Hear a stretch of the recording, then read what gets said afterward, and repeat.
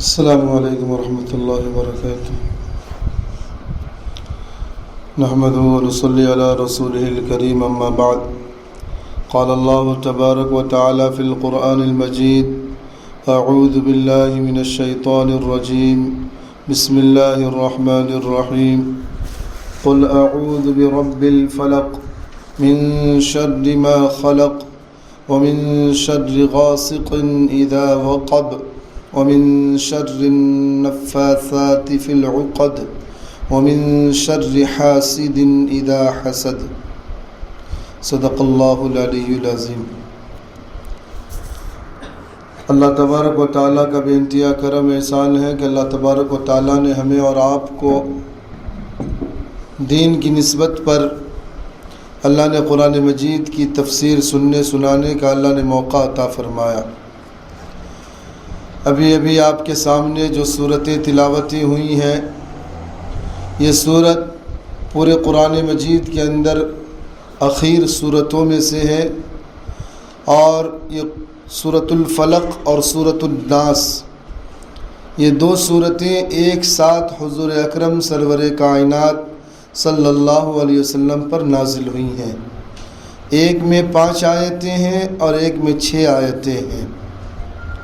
تو سب سے پہلے یہ سورۃ الفلق، اس سورت کا نام اللہ تبارک و تعالیٰ نے سورۃ الفلق رکھا، اس لیے کہ پہلی آیت میں قل اعوذ برب الفلق کا لفظ آیا ہے، اس لیے پوری سورت کا نام ہی سورۃ الفلق رکھ دیا گیا۔ اور اس سورت کا ترجمہ یہ ہے: قل اعوذ برب الفلق، آپ کہیے کہ صبح کے مالک کی پناہ لیتا ہوں، من شر ما خلق، تمام مخلوقات کے شر سے، ومن شر غاسق اذا وقب، اور اندھیری رات کے شر سے جو رات آ جاوے، ومن شر النفاثات فی العقد، اور گرہوں پر پڑھ پڑھ کر پھونکنے والیوں کے شر سے، ومن شر حاسد اذا حسد، اور حسد کرنے والوں کے شر سے جب وہ حسد کرنے لگے۔ یہ سورت کا ترجمہ ہے۔ اس سورت کی تفصیلات یہ ہے کہ اس سورت کا نام فلق ہے۔ فلق کے معنی آتے ہیں پھاڑ کر یا چیر کر نکالنے کے، اور یہاں فلق سے مراد صبح ہے، کیونکہ رات کی ظلمت پھاڑ کر صبح کی روشنی نمودار ہوتی ہے، اس لیے اس صبح کے وقت کو فلق کہا جاتا ہے۔ قرآن پاک کی یہ سورۃ الفلق اور اگلی سورت سورۃ الناس، یہ آخری 2 سورتوں میں سے ہے، اور ان 2 سورتوں کو معوذتین بھی کہتے ہیں، یعنی وہ 2 سورتیں جن میں استعاذہ کی تعلیم دی گئی ہے۔ استعاذہ یہ عربی زبان میں جو ہے پناہ لینے کو کہتے ہیں، یعنی کسی چیز کی حفاظت چاہنے کو عربی میں استعاذہ کہتے ہیں کہ میں پناہ لیتا ہوں، تو اسی کو عربی میں کہیں گے اعوذ، میں پناہ چاہتا ہوں۔ تو اسی لفظ سے اعوذ کا لفظ بھی نکلا ہے، جو ہم پڑھتے ہیں اعوذ باللہ من الشیطان الرجیم، تو اس کا معنی ہی استعاذہ کے پناہ چاہنے کے ہیں، جس کا مطلب ہوئے کہ میں حفاظت میں آتا ہوں، میں پناہ لیتا ہوں۔ تو یہ سورۃ الفلق جو ہے اللہ تبارک و تعالیٰ نے اس سورت کا جو نزول فرمایا، اس سورت کا نزول ہونے کا جو سبب، جو واقعہ حدیث پاک کے اندر مذکور ہے، اس واقعے کے ضمن میں یہ سورتیں نازل ہوئی ہیں، وہ واقعہ سبب نزول کہلاتا ہے۔ مسند احمد کی روایت ہے کہ نبی اکرم صلی اللہ علیہ وسلم پر ایک یہودی نے جادو کر دیا تھا، جس کے اثر سے آپ صلی اللہ علیہ وسلم بیمار ہو گئے۔ حضرت جبرائیل علیہ السلام نے آ کر آپ صلی اللہ علیہ وسلم کو اطلاع دی کہ آپ پر ایک یہودی نے جادو کیا ہے، اور جادو کا جو عمل ہے، جن چیز میں کیا گیا ہے، وہ فلاں کنویں کے اندر ہے۔ حضور اکرم سرور کائنات صلی اللہ علیہ وسلم نے وہاں آدمی بھیجے، وہ جادو کی چیزیں وہاں سے نکال لائے، اس میں گرہیں لگی ہوئی تھیں، آپ صلی اللہ علیہ وسلم نے ان گروہوں کو کھول دیا، اسی وقت آپ صلی اللہ علیہ وسلم بالکل تندرست ہو کر کھڑے ہو گئے۔ اب ذرا اندازہ لگائیں کہ دشمنوں نے حضور اکرم صلی اللہ علیہ وسلم کی دشمنی کی انتہا کر دی کہ آپ کی جسمانی تکالیف تو پہنچائے ہی، اور آپ کو اندرونی اعتبار سے ٹارچر کرنے کے لیے، اللہ کے نبی صلی اللہ علیہ وسلم کو پریشان کرنے کے لیے اللہ کے نبی صلی اللہ علیہ وسلم کو جادو تک بھی کر دیے۔ بخاری کی روایت ہے، صحیح بخاری کے اندر روایت موجود ہے، حضرت ام عائشہ رضی اللہ تعالی عنہا سے مروی ہے روایت۔ یہاں رک کر بات سمجھے کہ اللہ کے نبی حضور اکرم صلی اللہ علیہ وسلم پر جو جادو کا اثر ہوا، آپ اندازہ لگائیں یہ جادو کیا چیز ہے، یہ ایک الگ ٹاپک ہے۔ پارے 1 کے اندر جہاں پر اللہ نے وَاتَّبَعُوا مَا تَتْلُو الشَّيَاطِينُ کا ذکر فرمایا ہے، اس کی تفصیلات میں مفسرین نے ایک لمبی بحثیں کی ہیں۔ مختصر یہ سمجھیے کہ جادو ایک اسباب طبعیہ کا اثر ہوتا ہے۔ اسباب طبعیہ کا مطلب جیسے ہماری طبیعتیں ہیں کہ کبھی موسم کے اعتبار سے بخار آ جاتا ہے، نزلہ زکام آ جاتا ہے، تو اسی طریقے سے جادو کا اثر بھی جسموں پر ہوتا ہے۔ تو جس طرح بخار نبیوں کو آ جاتا ہے، عام انسانوں کو بھی بخار آتا ہے، اسی طریقے سے جادو کا اثر جس طرح عام انسانوں پر ہوتا ہے تو نبیوں پر بھی اس کا اثر ہو سکتا ہے۔ تو صحیح بخاری کے اندر روایت موجود ہے کہ عائشہ رضی اللہ تعالیٰ عنہ سے یہ ہے کہ آپ صلی اللہ علیہ وسلم پر ایک یہودی نے سحر کیا۔ سحر کا معنی جادو کیا۔ اس کا اثر آپ پر یہ تھا، یعنی جادو کا اثر کیا ہوا اللہ کے نبی صلی اللہ علیہ وسلم پر؟ تو جادو کا اثر یہ ہوا کہ بعض اوقات آپ صلی اللہ علیہ وسلم محسوس کرتے تھے کہ فلاں کام کر لیا ہوں، مگر وہ نہیں کیا ہوتا۔ پھر ایک روز آپ صلی اللہ علیہ وسلم نے حضرت عائشہ رضی اللہ عنہا سے فرمایا کہ مجھے اللہ تعالیٰ نے بتلا دیا ہے کہ میری بیماری کیا ہے، اور فرمایا آپ صلی اللہ علیہ وسلم نے ام عائشہ رضی اللہ عنہا سے فرمایا کہ خواب میں 2 شخص آئے، ایک میرے سرہانے بیٹھ گیا ایک پاؤں کی طرف۔ سرہانے والے نے دوسرے سے کہا ان کو کیا تکلیف ہے؟ دوسرے نے کہا کہ یہ مسحور ہیں، یعنی ان کو جادو کر دیا گیا۔ اس نے پوچھا کہ سحر ان پر کس نے کیا، جادو کس نے کیا؟ دوسرے نے پوچھا تو اس نے جواب دیا کہ لبید بن عاصم نے، جو یہودیوں کا دوست اور منافق ہے، اس نے جادو کیا ہے۔ تو دوسرے والے نے پوچھا کہ کس میں جادو کیا گیا ہے؟ اس نے بتلایا کہ کنگھے اور اس کے دندانوں میں، یعنی جس سے بال میں کنگھے کرتے ہیں، اس کنگھوں اور اس کے دندانوں میں۔ پھر اس نے پوچھا کہ وہ کہاں، یعنی جس میں جادو کیا گیا وہ چیز کہاں ہے؟ تو اس نے بتلایا کہ کھجور کے اس غلاف میں، جس میں کھجور کا پھل پیدا ہوتا ہے، جو کھجور جس غلاف میں پیدا ہوتا ہے، اس میں جادو کیا گیا ہے۔ اور جادو کی چیزوں کو بیر زروان، ایک کنویں کا نام تھا مدینے کے اندر، اس بیر زروان کنویں میں ایک پتھر کے نیچے جو ہے دفن کر دیا گیا ہے۔ آپ صلی اللہ علیہ وسلم اس کنویں پر تشریف لے گئے اور اس کو نکال لیا اور فرمایا کہ مجھے خواب میں یہی کنواں دکھلایا گیا تھا۔ حضرت ام عائشہ رضی اللہ عنہا نے پوچھا یا رسول اللہ صلی اللہ علیہ وسلم، آپ نے اس کا اعلان کیوں نہ فرما دیا کہ فلاں شخص نے مجھ پر جادو کیا ہے، تاکہ وہ لوگ اس کو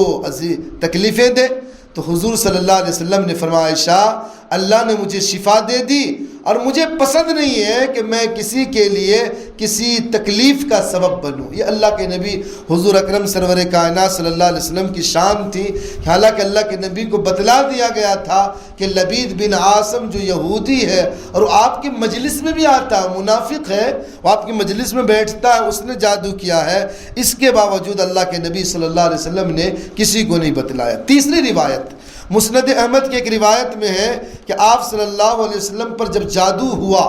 تو جادو کا اثر 6 مہینے حضور اکرم صلی اللہ علیہ وسلم کے جسم پر رہے، 6 مہینے۔ اور بعض روایتوں میں ہے کہ جن صحابہ اکرام رضوان اللہ اجمعین کو معلوم ہو گیا کہ فلاں شخص لبید بن عاصم نے حضور علیہ السلام کو جادو کیا ہے، تو انہوں نے رسول اللہ صلی اللہ علیہ وسلم سے عرض کیا کہ ہم اس خبیث کو قتل نہ کر دیں؟ تو آپ صلی اللہ علیہ وسلم نے وہی جواب دیا جو اماں عائشہ رضی اللہ عنہا کو جواب دیا تھا کہ میری وجہ سے دوسروں کو تکلیف نہ پہنچے، اللہ کے نبی صلی اللہ علیہ وسلم نے جو قتل کرنے کا حکم نہ دیا۔ تو یہ حضور علیہ السلام پر جو جادو ہوا۔ چوتھی روایت امام ثعلبی رحمۃ اللہ علیہ کی ایک روایت ہے کہ ایک لڑکا حضرت صلی اللہ علیہ وسلم کی خدمت کیا کرتا تھا، ایک چھوٹا سا بچہ۔ تو منافق یہودی نے اس کو بہلا پھسلا کر رسول اللہ صلی اللہ علیہ وسلم کا کنگھا اور کچھ اس کے دندانے، جس کنگھے سے بال میں یہ کرتے تھے، وہ کنگھے اور کچھ اس کے دندانے اس سے حاصل کر لیے، اور ایک تانت کے تار میں 11 گرہیں لگائیں، ہر گرہ میں ایک سوئی لگائی، کنگھے کے ساتھ اس کو کھجور کے پھل کے غلاف میں رکھ کر ایک کنویں میں پتھر کے نیچے دبا دیا۔ اللہ نے یہ 2 صورتیں نازل فرمائی، یعنی جب اللہ کے نبی صلی اللہ علیہ وسلم پر جادو ہوا تو اللہ نے یہ 2 صورتیں جو ابھی آپ کے سامنے تلاوت ہوئی، سورۃ الفلق، سورۃ الناس، ایک میں 5 آیتیں، ایک میں 6 آیتیں، 11 آیت والی یہ دونوں صورتیں 5 اور 6 نازل ہوئیں۔ جب یہ صورتیں نازل ہوئی تو اللہ کے نبی حضور علیہ السلام جو ہے اللہ کے نبی صلی اللہ علیہ وسلم پر جس چیز میں جادو کیا گیا تھا، ایک ایک آیت پڑھ کر ایک ایک گرہ کھولا گیا، یہاں تک کہ جب 11 گرہیں کھلی تو اچانک اللہ کے نبی حضور علیہ السلام پر سے ایک بوجھ کا اثر اتر گیا، یعنی جادو کا اثر۔ تو یہ آپ اس سے اندازہ لگا سکتے ہیں کہ یہ 2 صورتیں جو نازل ہوئی ہیں، یہ 2 صورتوں کے اندر اللہ تبارک و تعالیٰ نے دونوں صورتوں کو ایک بارگی نازل فرمایا جب آقا مدنی صلی اللہ علیہ وسلم پر جادو کا اثر ہوا۔ میں آخر میں اس کی فضیلت میں بیان بتاؤں گا کہ اس کی کیا کیا فضیلتیں ہیں۔ آیت کے ضمن میں تفسیر سماعت کر لیں کہ ان 2 صورتوں میں اللہ تبارک و تعالیٰ نے پناہ چاہنے، گویا کہ یہ 2 صورتیں دعا ہے، اللہ سے پناہ چاہنا ہے۔ ایک میں دنیاوی آفات اور مصیبتوں سے پناہ چاہنا ہے، اور دوسری صورتوں میں جو ہے اخروی آفات اور مصیبت سے پناہ چاہنا ہے۔ تو اللہ تعالیٰ کا ارشاد ہے قل اعوذ برب الفلق، آپ کہیے کہ صبح کے مالک کی پناہ لیتا ہوں۔ یہاں پر لفظ فلق کے لفظی معنی پھٹنے کے ہیں، مراد رات کے پو پھٹنا اور صبح کا نمودار ہونا، جیسا کہ ایک دوسری آیت میں اللہ کی ایک صفت آئی ہے فالق الاصباح، صبح کو نمودار کرنے والی ذات اللہ کی ہے، تو اللہ کی ایک صفت فالق الاصباح بھی ہے۔ اس کلمے میں اللہ کی تمام صفات میں سے اس کو اختیار کرنے کی حکمت یہ بھی ہو سکتی ہے کہ رات کے اندھیری اکثر شرور و فتن اور آفات کا سبب بنتی ہے، کہ جتنی چیزیں مصیبتوں کی ہے راتوں میں جادو کا اثر زیادہ راتوں میں ہوتا ہے۔ اسی طریقے سے راتوں میں ڈاکوؤں کا، جانوروں کا باہر یعنی نمودار ہونا، حشرات الارض زمینوں پر چوپاؤں کا، شیروں کا، دیگر درندوں کا جو ہے اپنے اپنے مقامات سے باہر نکلنا رات کے وقت میں ہوتا ہے۔ اس لیے یہاں پر اللہ تبارک و تعالیٰ نے فلق کا ذکر فرمایا کہ انسان اس کی پناہ مانگے گا، یعنی اللہ کی جس کی صفت کہ صبح کو نمودار کرنے کی ہے، جس طرح اللہ صبح کو نکال کر رات کے اندھیریاں ختم کر دیتا ہے، اگر کوئی بندہ یا بندی اللہ سے اگر پناہ مانگے، اللہ تبارک و تعالیٰ سے پناہ چاہے گا، تو جس طرح اللہ رات کے اندھیری کو ختم کر کے صبح کی سورج نکال دیتا ہے، اسی طریقے سے مصیبت کو ختم کر کے اللہ تبارک و تعالیٰ جو عافیت کا معاملہ اس کے ساتھ فرما دے گا۔ تو اس لیے اللہ نے فرمایا قل اعوذ برب الفلق، کہ آپ کہیے کہ میں صبح کے مالک کی پناہ چاہتا ہوں۔ اس کے بعد اللہ نے فرمایا من شر ما خلق، تمام مخلوقات کے شر سے۔ اب یہ دیکھیے تمام مخلوقات، علامہ ابن قیم رحمۃ اللہ علیہ نے لکھا ہے کہ لفظ شر یہاں پر آیا من شر،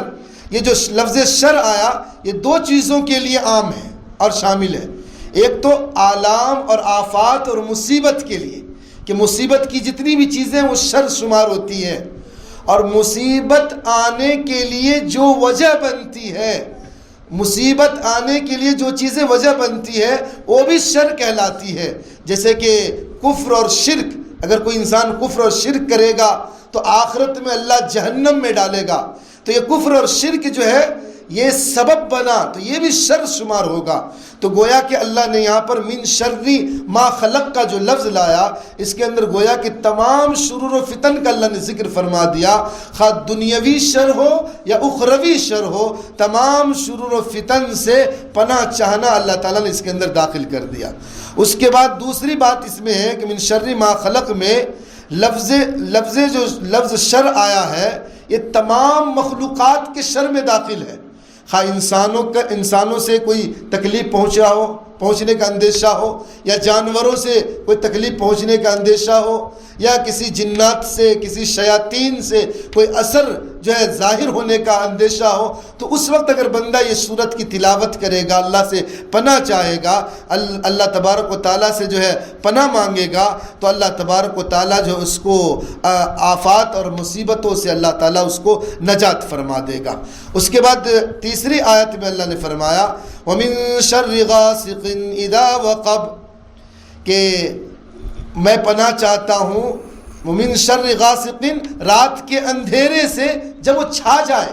یعنی رات کا جب اندھیرا ہوتا ہے، اور اکثر عموماً یہ ہوتی ہے کہ رات کے وقت میں جو چوری ہونے کا اندیشہ، ڈاکہ ڈلنے کا اندیشہ، اسی طریقے سے جو ہے مال لٹنے کا اندیشہ، یا دشمنوں کا حملہ آور ہونے کا اندیشہ اکثر رات کے وقت میں ہوتا ہے. اس لیے اللہ تبارک و تعالیٰ نے یہاں رات کی تخصیص فرمائی کہ رات کے شرور و فتن سے بھی بندہ اللہ سے پناہ چاہتا ہے. اور دوسری بات یہ ہے کہ اکثر جتنے لوگ جادو کرنے والے لوگ ہیں وہ اکثر راتوں میں جادو کرتے ہیں، کیونکہ رات کے لوگوں نے کتابوں کے اندر لکھا ہے رات میں جو جادویں کی جاتی ہیں اس کے اثر لوگوں کے جسموں پر زیادہ مؤثر ہوتا، تو اس لیے اکثر بیشتر راتوں میں جادو کی جاتی ہیں. تو اللہ تعالیٰ نے یہاں من شر غاسق اذا وقب کا لفظ ذکر فرما دیا کہ میں پناہ چاہتا ہوں رات کے اندھیرے کے شر سے جب وہ رات آ جائے. تو یہ اللہ تبارک و تعالیٰ نے یہ تمام چیزوں سے جو ہے پناہ چاہنے کا اللہ نے ذکر فرما دیا. اور خود اگلی آیت میں اللہ نے فرمایا وَمِن شَرِّ النَّفَّاثَاتِ فِي الْعُقَدِ، اور گرہوں پر پڑھ کر پھونکنے والیوں کے شر سے. یہاں جو نفاسات جو اللہ نے جو صفت لایا ہے، اس کا موصوف جو ہے نفوس ہو سکتا ہے. نفوس یعنی جو جانیں جادو کرنے والی ہیں وہ جانے، یا اکثر بیشتر جادو کے کام جو ہے، آپ برا نہ مانے، اکثر بیشتر جادو کے کام عورتیں کیا کرتی ہیں. عورت اکثر اس جادو کے کاموں میں زیادہ دلچسپی لیتی ہیں، اکثر جادو کیا کرتی ہیں. اور خود جی اس صورت کے نزول کا جو سبب بنا، حضور اکرم سرور کائنات صلی اللہ علیہ وسلم کو جنہوں نے جادو کیا تھا وہ لبید بن عاصم جو یہودی تھا، ان کی بیٹیوں نے اللہ کے نبی صلی اللہ علیہ وسلم پر جادو کیے تھے. اس لیے اللہ تبارک و تعالیٰ نے یہاں فرمایا وَمِن شَرِّ النَّفَّاثَاتِ فِي الْعُقَدِ، کہ گرہوں پر پڑھ کر پھونکنے والیوں کے شر سے پناہ چاہتا ہوں. اور اللہ تبارک و تعالیٰ نے آخر میں فرمایا وَمِن شَرِّ حَاسِدٍ إِذَا حَسَدَ، اور حسد کرنے والوں کے شر سے جب وہ حسد کرنے لگے. کیونکہ اکثر جو جادو جو ہوتے ہیں نا، اور اللہ کے نبی حضور علیہ السلام پر بھی جو جادو ہوئے تھے وہ حسد ہی کا نتیجہ تھا. کہ یہودیوں نے یہ حسد کیا کہ مسلمان ترقی کر رہے ہیں، اور اللہ کے نبی صلی اللہ علیہ وسلم دن بدن ان کے لوگوں کی تعداد بڑھتی جا رہی ہے، لوگ ان کے ماننے والے بڑھتے جا رہے ہیں. اب یہودی لوگ حسد میں ڈوبنے لگے، جلنے لگے، تو انہوں نے اللہ کے نبی صلی اللہ علیہ وسلم پر جادو کا اثر کر دیا. آج بھی عموماً جو آج دیکھیں کوئی پڑوس پریشان ہو جاتی ہیں، یا کوئی ہماری ترقی کو دیکھ کر، ہمارے مال و دولت کو دیکھ کر، ہماری گھروں کو دیکھ کر، ہمارے پہناوا اور اسی طریقے سے اولادیں اور دیگر چیزوں کو دیکھ کر، نعمت کو دیکھ کر لوگ جو ہے یعنی اپنی زبانوں سے جب دیکھتے اس طرح کی باتیں تو آخر میں مجبور ہو کر حسد کرنے لگتے، اور حسد کا نتیجہ یہاں تک بڑھتا ہے کہ جادو پر جا کر رک جاتا ہے، کہ دوسروں کے ذریعے سے جادو کراتا ہے. حالانکہ یاد رکھے اللہ کے نبی صلی اللہ علیہ وسلم نے فرمایا جادو کرانا حرام ہے. اگر کسی نے جادو کیا اللہ قیامت کے دن اس کو جہنم میں اوندے منہ دھکیل دے گا. تو اس لیے یہاں اللہ تعالیٰ نے فرمایا حسد کرنے والے کے شر سے جب وہ حسد کرنے لگے، کیونکہ جادو کا اثر جو ہے حسد کی بنیاد پر ہوتا ہے. اور حسد کسے کہتے ہیں؟ کسی نعمت اور راحت کو دیکھ کر جلنا، کسی کی خوشی کو دیکھ کر، کسی کی نعمت کو دیکھ کر، کسی کی اولاد کو دیکھ کر اب جلنا اور چاہنا، اور کیا چاہنا کہ اس سے وہ نعمت ختم ہو جائے، چاہے وہ نعمت مجھے ملے یا نہ ملے لیکن اس کے پاس سے ختم ہو جانا، اس کو حسد کہتے ہیں۔ اس کے بارے میں حدیث کے اندر سخت ممانعت آئی ہے اور اللہ نے ایسے حسد کو حرام قرار دیا ہے۔ تو یہاں اللہ تعالیٰ نے اس سورت کے اندر، سورۃ الفلق کے اندر اللہ نے فرمایا من شر حاسد اذا حسد، اور حسد کرنے والوں کے شر سے میں پناہ چاہتا ہوں جب وہ حسد کرنے لگے۔ تو یہ سورۃ الفلق میں دنیاوی آفات اور مصیبتوں سے پناہ کا ذکر ہے۔ اگر ہم تلاوتیں کریں گے اور دعا میں بھی اس کو مانگ سکتے ہیں، ہم دعا میں بھی لفظ قل کو چھوڑ کر اعوذ برب الفلق سے اللہ سے پناہ، جو صبح شام دعاؤں میں بھی دعا مانگ سکتے ہیں، اعوذ برب الفلق، میں صبح کے مالک کی پناہ میں پناہ چاہتا ہوں تمام مخلوقات کے شر سے اور اندھیری رات کے شر سے جب رات آ جاوے، ومن شر النفاثات فی العقد، اور گروہوں پر پڑھ کر پھونکنے والیوں کے شر سے اور حسد کرنے والوں کے شر سے جب وہ حسد کرنے لگے۔ تو اس صورت کے اندر جو ہے دنیاوی مصیبتوں کا اللہ نے ذکر فرمایا، اس سے پناہ چاہنے کا ذکر اللہ نے اس صورت کے اندر فرمایا ہے۔ اور جو دوسری صورت ہے، جو آخر کی صورت سورۃ الناس، اس کے اندر اللہ نے اخروی مصیبتیں، جو اخروی عذابات جو آئیں گے، ان عذابات سے رب کی پناہ چاہنے کا ذکر ہے۔ اگلی صورت ہے بسم اللہ الرحمن الرحیم، قل اعوذ برب الناس ملک الناس الہ الناس من شر الوسواس الخناس الذي يوسوس في صدور الناس من الجنة والناس۔ آپ کہیے کہ میں آدمیوں کے مالک، آدمیوں کے بادشاہ، آدمیوں کے معبود کی پناہ لیتا ہوں۔ الہ الناس، آدمیوں کے معبود کی پناہ لیتا ہوں۔ کس چیز سے پناہ لیتا ہوں؟ من شر الوسواس الخناس، وسوسہ ڈالنے والے اور پیچھے ہٹ جانے والوں کے شر سے۔ الذی یوسوس فی صدور الناس، جو لوگوں کے دلوں میں وسوسے ڈالتے ہیں۔ اب یہ وسوسے ڈالنے والا من الجنۃ والناس، خواہ جنات ہو یا انسان ہو، انسان بھی وسوسہ ڈال سکتا ہے اور جنات بھی وسوسہ ڈالتا ہے۔ ابھی باتیں آئیں گی آپ کے سامنے، انسان کس طرح وسوسہ ڈالتا ہے۔ بعض انسان اپنے زبان کے اعتبار سے اتنا چرب زبان ہوتے ہیں، ہمیں کسی کی دوستی کو دیکھ کر، کسی کی رشتہ داری کو دیکھ کر ان کے پاس آئیں گے، اپنی زبانوں سے اس طرح کی باتیں کریں گے کہ گویا کہ ان کی باتوں سے سامنے والوں سے ان کے دلوں میں نفرت پیدا ہو جائے۔ تو یہ وسوسہ انسانوں کی طرف سے بھی ہوتا ہے۔ تو اللہ تعالیٰ نے اس صورت کے اندر انسانوں کی طرف سے بھی وسوسہ ڈالنے والوں سے پناہ، اور جنات اور شیاطین سے بھی اللہ تبارک و تعالیٰ نے پناہ کا ذکر فرمایا۔ تو یہ لفظ یہاں پر جو اللہ تبارک و تعالیٰ نے قل اعوذ برب الناس میں جو اللہ نے ذکر فرمایا ہے، لفظ شر کا مفہوم جیسے کہ اوپر کی آیت میں بھی آیا کہ مصیبتیں اور موجبات مصیبت جو بھی طرح کی مصیبتیں دنیا کے اندر ہے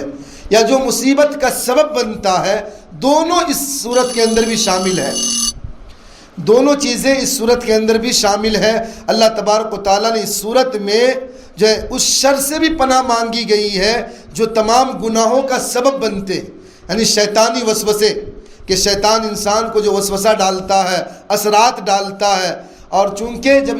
شیطان جو انسانوں پر وسوسے ڈالتے ہیں، جس کے نتیجے میں انسان گناہ کر بیٹھتا ہے اور گناہ کر کے اللہ کا باغی بن جاتا ہے اور قیامت کے دن اللہ کی بارگاہ میں جو ہے قابل گرفت ہوتا ہے۔ تو اس صورت کے اندر اللہ تبارک و تعالیٰ نے جو ان وسوسوں سے پناہ کا ذکر اللہ تبارک و تعالیٰ نے فرمایا ہے۔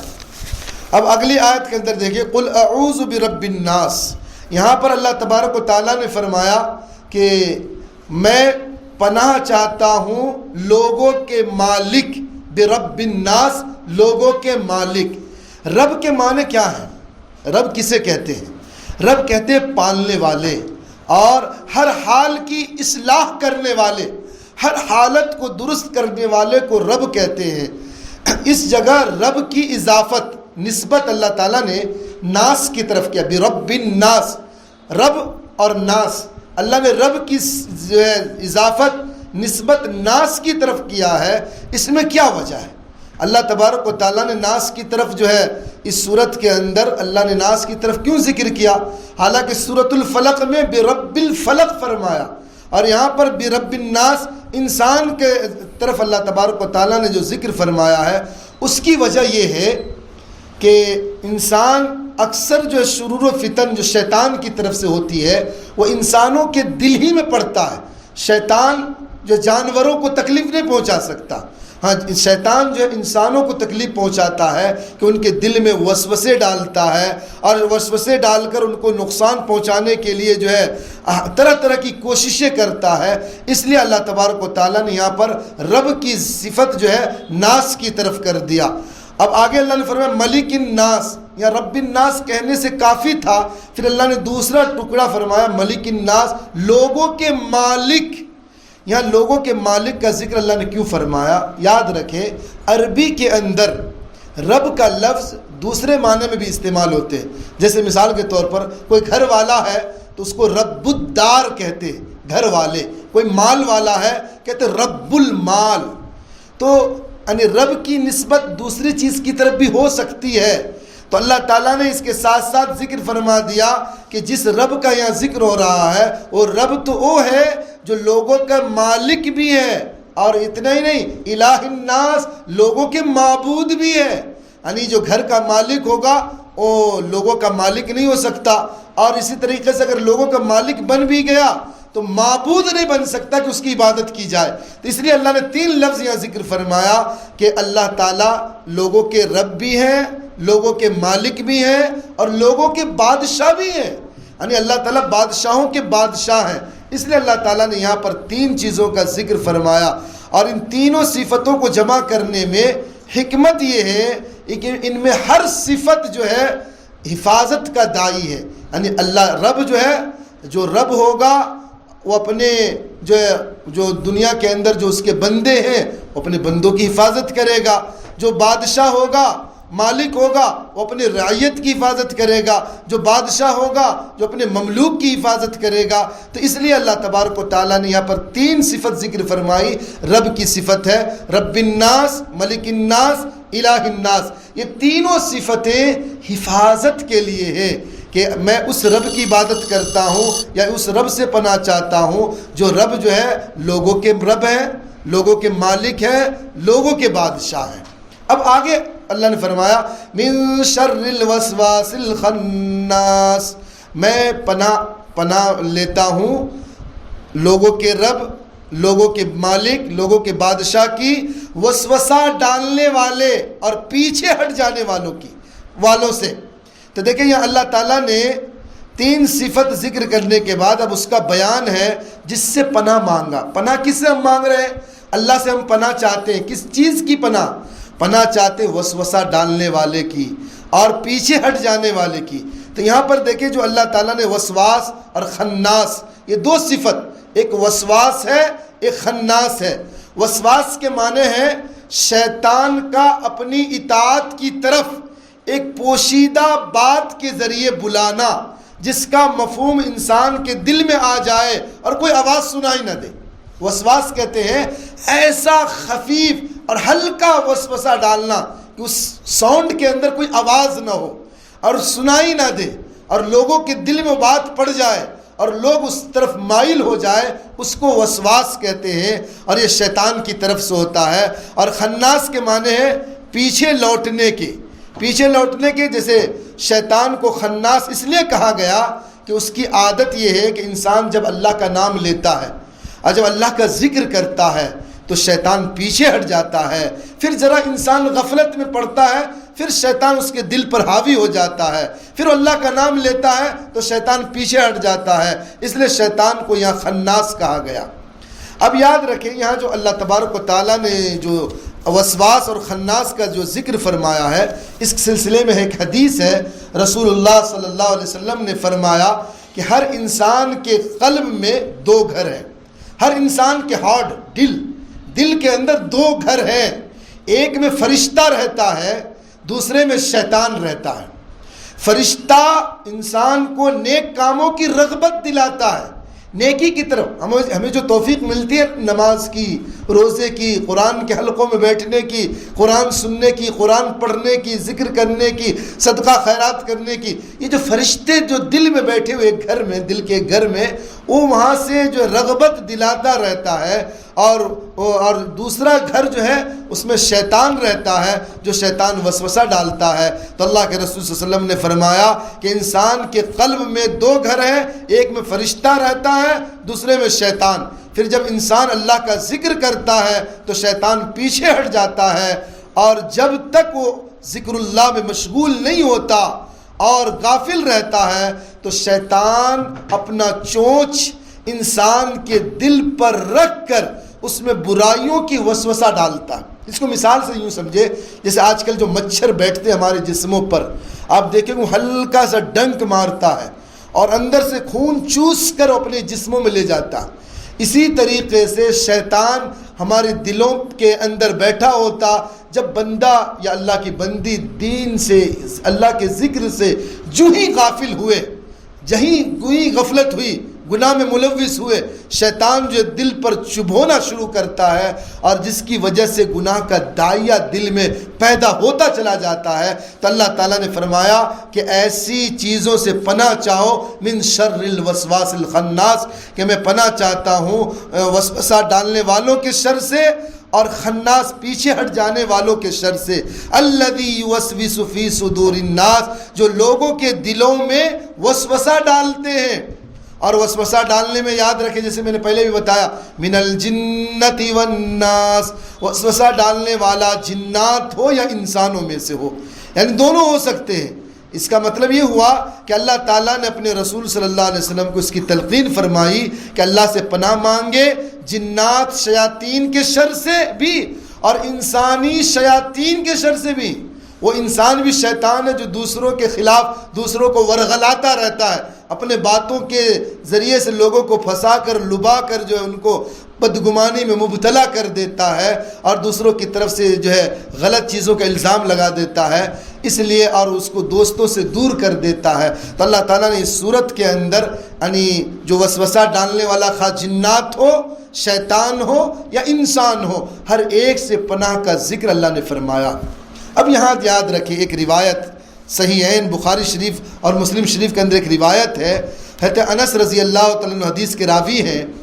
ایک مرتبہ رسول اللہ صلی اللہ علیہ وسلم مسجد نبوی میں معتکف تھے، اعتکاف میں بیٹھے ہوئے تھے۔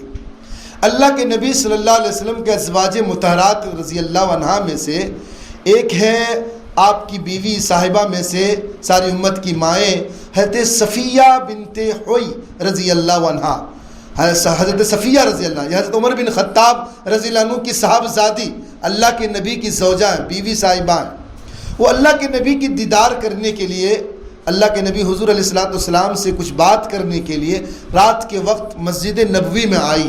اللہ کے رسول صلی اللہ علیہ وسلم کے پاس۔ تو اللہ کے رسول صلی اللہ علیہ وسلم ان کو جب لوٹنے وقت اللہ کے رسول صلی اللہ علیہ وسلم ان کے ساتھ مدینے مسجد نبوی کے گلی میں چل کر آئے، تو اسی گلی کے اندر 2 انصاری صحابی رضی اللہ تعالیٰ عنہ بھی آ رہے تھے۔ اللہ کے نبی کی نظر ان پر پڑی تو اللہ کے نبی صلی اللہ علیہ وسلم رک گئے اور ان 2 انصاری صحابی کو آواز دے کر کہے، اے فلاں ٹھہرو، یہ میری بیوی صفیہ ہے۔ تو صحابی رضی اللہ عنہ کہنے لگے، یا رسول اللہ، کیا میں آپ کے بارے میں بدگمان ہو سکتا ہوں کہ آپ ہمارے بارے میں یہ خیال کیے کہ میں آپ کے بارے میں بدگمان ہو جاؤں یا رسول اللہ صلی اللہ علیہ وسلم؟ تو اللہ کے رسول صلی اللہ علیہ وسلم نے جو بات اس صحابی رضی اللہ عنہ کو فرمایا کہ رسول اللہ صلی اللہ علیہ وسلم نے فرمایا، بے شک شیطان انسان کے خون کے ساتھ اس کی رگ و پے میں اثر انداز ہوتا ہے۔ مجھے خطرہ ہوا کہ کہیں شیطان تمہارے دلوں میں کوئی وسوسہ اور بدگمانی پیدا نہ کر دے، اس لیے میں نے بتلا دیا کہ کوئی غیر عورت میرے ساتھ نہیں بلکہ میری بیوی حضرت صفیہ میرے ساتھ ہے۔ اس روایت سے محدثین نے فرمایا کہ 2 چیزیں ہیں، اگر کوئی کہیں کنفیوز ہو رہا ہو تو وہاں پر اگر کوئی بدگمان ہو رہا ہے تو اس بدگمانی کو ضرور دور کرے اور بتلائیں کہ ایسی چیزیں نہیں ہیں، اور اگر کہیں کوئی ایسی جگہ کہ ہمارے جانے کی وجہ سے لوگ بدگمان ہو جائیں گے تو ایسی جگہوں سے ہمیں خود بھی بچنا چاہیے، یعنی کوئی ہماری وجہ سے بدگمان بھی نہ ہو اور ہم کسی دوسرے کو بدگمانی میں ڈالیں بھی نہ، یہ دو چیزیں سامنے رکھنی چاہیے۔ تو خیر یہ دونوں صورتوں کے اندر اللہ تبارک و تعالیٰ نے تفصیل کے ساتھ جو ہے اللہ کے رسول صلی اللہ علیہ وسلم پر جو یہ صورتیں نازل ہوئیں، ان دو صورتیں، پہلی میں 5 آیتیں ہیں اور دوسری میں اللہ تبارک و تعالیٰ نے جو ہے 6 آیتوں کا ذکر فرمایا، کل 11 آیتیں، جیسے کہ شان نزول کے سلسلے میں بات آئی تھی کہ اللہ کے نبی صلی اللہ علیہ وسلم پر جب جادو ہوا اور جس چیز میں جادو کیا گیا تھا، کندھوں میں تانت پر 11 گڑھیں، ہر گڑھوں کے اندر سوئی لگائی گئی تھی اور کھجور کے غلاف میں رکھ کر بیر زکوان کنویں کے اندر پتھر کے نیچے دبا دیا گیا تھا، جس کی وجہ سے اللہ کے نبی صلی اللہ علیہ وسلم پر جادو کا اثر یہ ہوا، کوئی کام اللہ کے نبی کرتے ایسا محسوس ہوتا کہ ابھی وہ کام نہیں کیے یا کہ کر لیے، تو یہ اثر جو ہوتا تھا، تو جس کی وجہ سے اللہ کے نبی صلی اللہ علیہ وسلم کو خواب میں بتلا دیا گیا کہ فلاں چیز نے، فلاں شخص نے جادو کیا ہے۔ اور یہ 11 آیت والی یہ دونوں صورتیں 5 اور 6، یعنی ایک صورت میں 5 آیتیں، ایک میں 6 آیتیں، یہ دونوں صورتیں نازل ہوئی۔ اللہ کے نبی صلی اللہ علیہ وسلم جو ہے اس جادو والی چیزوں کو اس کنویں سے نکلوا کر لائے اور ایک ایک آیت پڑھتے جاتے، ایک ایک گڑھا کھولتے، یہاں تک کہ جب 11 آیتیں تکمیل ہوئی، 11 گڑھیں کھلی، تو اللہ کے نبی صلی اللہ علیہ وسلم پر جو جادو کا اثر کا جو بوجھ تھا فوراً آسانی سے اتر گیا۔ تو اس سے پتہ یہ چلتا ہے کہ جادو ہر ایک کو بھی ہو سکتا، جادو، اور یہ لوگ جو جادو کرتے ہیں حسد اور دشمنی کی بنا پر کرتے ہیں، اس لیے انسانوں کو چاہیے اپنی نعمت، اللہ کی نعمتوں کو چھپائے، لوگوں کے سامنے اس کا اظہار نہ کرے، ایڈورٹائز نہ کرے اللہ نے، کیونکہ ہر حسد کرنے والا ہر نعمت والوں کو دیکھ کر جو ہے جلتا ہے، اس لیے چاہیے کہ عموماً ان چیزوں سے بچے۔ اور یعنی خلم خلعات جو اکثر بیشتر جو ہے اکثر مستورات یہاں بیٹھی ہوئی ہیں، اکثر شادیوں میں دیکھیں، اکثر برقع پہننے والیاں بھی نقاب اتار کر جو شادی محلوں میں پھرتی رہتی ہیں، ذرا افسوس کرے، یاد رکھے غلط اثرات جب پڑتے ہیں، جب جناتوں کے اثرات جب بالوں پہ پڑتے ہیں اور اس کی وجہ سے سروں میں درد، بیماریاں، اور انسان دوا کرتے کرتے پریشان ہو جاتا ہے، لیکن اکثر وجہ یہ ہوتی ہے اس کے جنات کے اثرات ہوتے ہیں، یا کسی نے کسی نعمت کو دیکھ کر جو اس کو حسد آیا، اس حسد کی بنا پر اس نے جادو کر دیا، اب اس کی وجہ سے پوری زندگی پریشانی میں مبتلا ہو جاتے، عاملوں کے در اور چکر کاٹتے کاٹتے پیسے بھی برباد اور وقت بھی برباد ہوتے چلے جاتے۔ اس لیے ان چیزوں سے بچنے کے لیے اللہ نے اگر کچھ نعمتیں دی ہیں، اس نعمتوں کو چھپائیں، اللہ تبارک و تعالیٰ نے جن چیزوں سے منع فرمایا ان چیزوں سے بچے۔ اب ان صورت کے اندر دیکھیں اللہ کے نبی صلی اللہ علیہ وسلم نے روایت کے اندر کیا فضیلتیں بیان کی ہے۔ صحیح مسلم کی ایک روایت ہے، حضرت عقبہ بن عامر رضی اللہ عنہ حدیث کے راوی ہیں کہ رسول اللہ صلی اللہ علیہ وسلم نے فرمایا کہ تمہیں کچھ خبر ہے کہ آج کی رات اللہ نے مجھ پر ایسی آیات نازل فرمائی ہیں کہ ان کی مثل نہیں دیکھی، یعنی یہ جو 2 صورتیں سورۃ الفلق، سورۃ الناس نازل ہوئی، ایسی آیتیں آج تک نازل نہیں ہوئی ہیں۔ اس سے اندازہ لگائیں یہ صورت کتنی فضیلت کا باعث ہے۔ دوسری روایت میں اللہ کے رسول صلی اللہ علیہ وسلم نے فرمایا جو آسمانی کتابیں توریت ہے، انجیل ہے، زبور ہے، تو وہ بھی اللہ کی آسمانی کتابیں ہیں، وہ بھی اللہ کا کلام ہے، لیکن اللہ نے ان 2 صورتوں کی طرح ایسا کلام نہ توریت میں نازل فرمایا، نہ انجیل میں، نہ زبور میں، نہ بقیہ قرآن کے اندر بھی ایسی 2 صورتیں جیسی صورت نہیں ہے، یعنی یہ 2 صورتیں ایسی ہیں۔ ایک تیسری روایت ہے کہ حضرت عقبہ بن عامر رضی اللہ تعالیٰ عنہ سے مروی ہے کہ ایک سفر میں رسول اللہ صلی اللہ علیہ وسلم نے ان کو معوذتین پڑھائی۔ معوذتین یعنی معوذتین یہ 2 صورت کا نام ہے، سورۃ الفلق، سورۃ الناس کو پڑھائی، اور پھر مغرب کی نماز میں اللہ کے رسول صلی اللہ علیہ وسلم نے ایک رکعت میں سورۃ الفلق پڑھائے اور ایک رکعت میں سورۃ الناس کی تلاوت فرمائی، اور ان 2 صورتوں کو اللہ کے رسول صلی اللہ علیہ وسلم نے فرمایا سونے کے وقت بھی پڑھا کرو، پھر سو کر جب اٹھو تو اس کی تلاوت کر لیا کرو۔ یہ اللہ کے رسول صلی اللہ علیہ وسلم کا پیغام۔ حضرت ام عائشہ رضی اللہ عنہ فرماتی ہے کہ رسول اللہ صلی اللہ علیہ وسلم کو جب کوئی بیماری پیش آ جاتی، جب بھی اللہ کے نبی بیمار ہوتے تو اللہ کے رسول صلی اللہ علیہ وسلم ان دونوں صورتوں کی تلاوت کرتے اور اپنے ہاتھوں پر پھونکتے اور پھونک کر پورے جسموں پر پھیر لیا کرتے تھے، یہ اللہ کے رسول صلی اللہ علیہ وسلم کا معمول آخری وقت تک تھا. جب اللہ میرے اور آپ کے آقا صلی اللہ علیہ وسلم 29 صفر سن 11 ہجری کو اللہ کے نبی صلی اللہ علیہ وسلم جب بیمار ہو گئے اور آپ کا بخار اتنا بڑھا کہ اللہ کے رسول صلی اللہ علیہ وسلم نماز کے لیے مسجد نبوی میں بھی جا نہ سکتے تھے، تو اماں عائشہ رضی اللہ عنہا فرماتی ہیں کہ اس عالم میں بھی میں ان 2 سورتوں کی تلاوت کرتی تھی اور کر اللہ کے نبی صلی اللہ علیہ وسلم کے ہاتھوں پر پھونک دیتی اور اللہ کے نبی صلی اللہ علیہ وسلم اپنے ہاتھوں کو اپنے جسموں پر پھیر لیا کرتے تھے. یعنی آخری عالم میں بھی نبی کا یہ معمول تھا. اماں عائشہ رضی اللہ عنہا فرماتی جو اللہ کے نبی بول بھی نہیں سکتے تھے تو میں ان 2 سورتوں کی تلاوت کرتی اور اللہ کے نبی کے ہاتھ پر پھونک دیتی، اس لیے کہ اللہ کے نبی کا ہاتھ جیسا میرا ہاتھ نہیں ہو سکتا تو میں اللہ کے نبی کے ہاتھ پر پھونک دیتی، پھر اللہ کے نبی اپنے جسموں پر پھیر لیا کرتے تھے. تو ان 2 سورتوں کی تلاوت جو ہے ہمیں صبح شام اس کا معمول بنانا چاہیے. حضرت عبداللہ بن حبیب رضی اللہ عنہ کی روایت ہے، ایک رات میں بارش اور سخت اندھیری تھی، ہم رسول اللہ صلی اللہ علیہ وسلم کو تلاش کرنے کے لیے نکلے. جب آپ صلی اللہ علیہ وسلم کو پا لیا تو آپ صلی اللہ علیہ وسلم نے فرمایا کہو. میں نے عرض کیا کیا کہوں؟ آپ صلی اللہ علیہ وسلم نے فرمایا قل هو اللہ احد اور معوذتین، یعنی قل اعوذ برب الفلق قل اعوذ برب الناس، ان 3 سورتوں کو پڑھو جب صبح ہو اور جب شام ہو. 3 مرتبہ پڑھنا تمہارے ہر تکلیف سے امان اور حفاظت ہوگا. یہ اللہ کے رسول صلی اللہ علیہ وسلم نے نسخہ فرمایا. یہی وجہ کو علماء نے لکھا ہے اگر کوئی پوری زندگی میں اس کا معمول بنا لے ان 3 سورتوں کا، سورۃ اخلاص اور قل اعوذ برب الفلق قل اعوذ برب الناس صبح شام، اور اس کی ضرورت اتنی ہے، یاد رکھے علماء نے لکھا ہے جتنی ہم سانسیں لے رہے ہیں نا اور کھانا کھاتے ہیں، کھانا کھانے سے زیادہ جسم کو ان 3 سورتوں کی ضرورت ہے خوراک کی. اس کا معمول بنائے اور انشاءاللہ اس کا بہت فوائد اور فائدہ جو ہمیں نظر آئیں گے. اور سب سے زیادہ یہ ہے کہ اللہ تعالیٰ جو ہے ان صورتوں کے ذریعے سے جادو کے اثرات سے اللہ حفاظت فرمائے گا اور دیگر بیماریوں سے، تکلیفوں سے، اور لوگ جو دشمنیاں کرتے، تکلیفیں پہنچاتے، ان تمام شر و فتن سے جو ہے امان اور حفاظت ہوں گی. اس لیے ان 3 سورتوں کی تلاوت کا معمول ہم بنائے. یہ 2 سورتیں یہ قرآن مجید کی آخری سورتیں ہیں. اللہ تعالیٰ نے سورۃ الفاتحہ کے اندر